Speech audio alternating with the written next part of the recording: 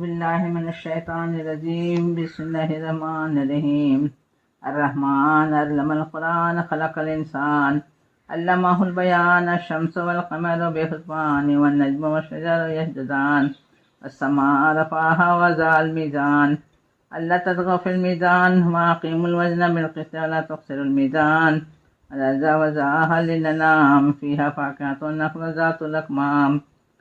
والحب ذو العصف والريحان فبأي آلاء ربكما تكذبان خلق الإنسان من صلصال كالفخار وخلق الجان من مارج من نار فبأي آلاء ربكما تكذبان رب المشرقين ورب المغربين فبأي آلاء ربكما تكذبان مرج البحرين يلتقيان بينهما برزخ لا يبغيان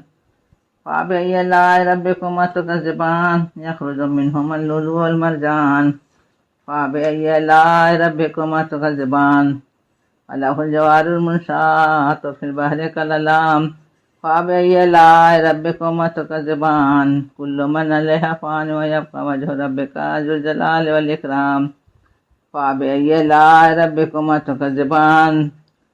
يسأله من في السماوات والأرض كل يوم هو في شأن فبأي آلاء ربكما تكذبان سنفرغ لكم أيها الثقلان فبأي آلاء ربكما تكذبان يا معشر الجن والإنس إن استطعتم أن تنفذوا من أقطار السماوات والأرض فانفذوا لا تنفذون إلا بسلطان فبأي آلاء ربكما تكذبان يرسل عليكم شواظ من نار ونحاس فلا تنتصران فبأي آلاء ربكما تكذبان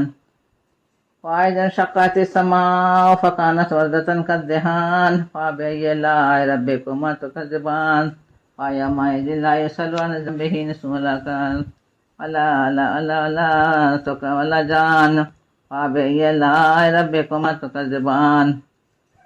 يعرف المجرمون بسيماهم فيؤخذ بالنواصي والأقدام فبأي آلاء ربكما تكذبان هذه جهنم التي يكذب بها المجرمون يطوفون بينها وبين حميم آن فبأي آلاء ربكما تكذبان ولمن خاف مقام ربه جنتان فبأي آلاء ربكما تكذبان ذواتا أفنان فبأي آلاء ربكما تكذبان فيهما عينان تجريان